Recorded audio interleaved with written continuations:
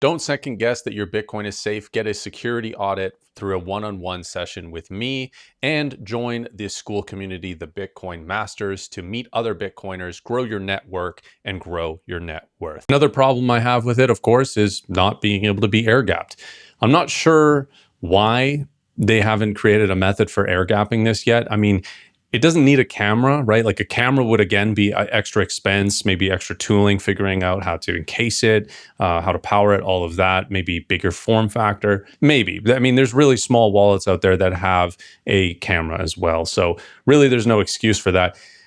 But an SD card slot, being able to take the transaction out, be able to view it, make sure that what you're transmitting back and forth between your device that's connected to the internet is what you think it is, as opposed to just having a cord connected to it and trusting that there's no other information going past there. I see it as a potential future attack vector. So these would become basically obsolete, not having any ability to be air gapped, if that was the case. The other method too, I've mentioned it, Bluetooth. Bluetooth has known vulnerabilities. In fact, I'm just going to pull one up here. And this is, again, an added thing that they've added to this. Again, going into the expense of this, going into the design of this, the research, development, everything.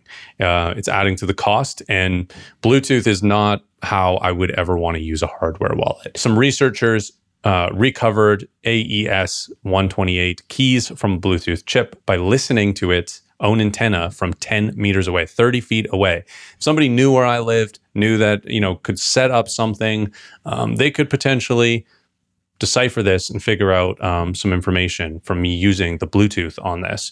And Bluetooth devices become discoverable as well. So they would know when I'm using it if they're taking a look. So you guys can look a little bit more deeper into this, but to me, Bluetooth is not something that I require. It's not something that I feel comfortable with.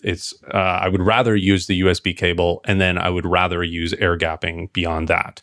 So I don't like either of the connection methods that the Safe 7 has. That's unfortunate, because if it had the ability to be air gapped, it would stand ahead of a lot of the other competition out there because of the open source chip that the other ones do not have. The quantum readiness of this seems to be like almost a marketing thing. I don't know how important that is. You can even see at the back of this, it says quantum ready in a little sticker here.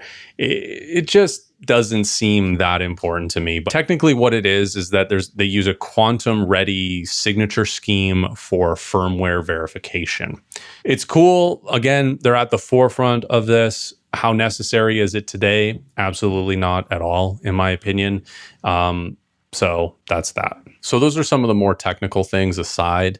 How is this wallet actually used? If you're okay with it not being air gapped, if you want to just get a simple beginner wallet, maybe you've used a Trezor before, you're familiar with the Trezor Suite app, or maybe you're using it with something like Sparrow and you're creating a multi-sig and you want it to be multi-vendor. I can see a reason for this, right? I still put the cold card above it personally, but how is the actual user experience of it? So I set this up. I did a full video guide on how to set it up, and it was easy. It was convenient. It was nice. I thought the guide actually walked you through how to set it up, warned you about things as you were coming up to them, explained what was going on. And I know a lot of people setting these things up are not going to read stuff. I think people will just skim past things and go through.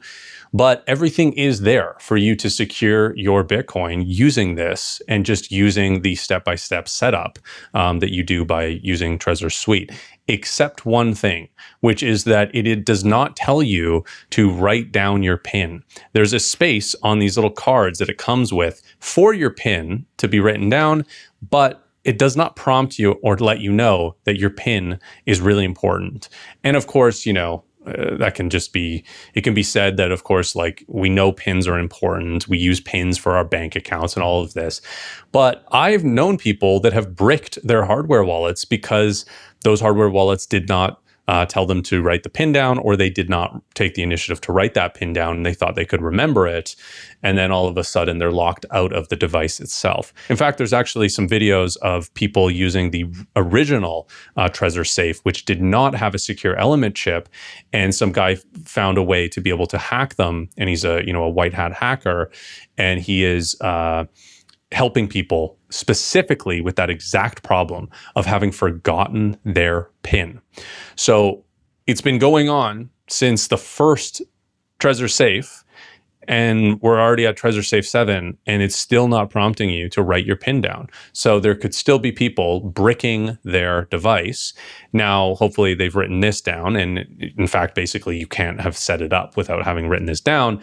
But the problem with not writing your PIN down is if you turn this device off after using it and everything, you turn it back on, it's going to request your PIN to get into it.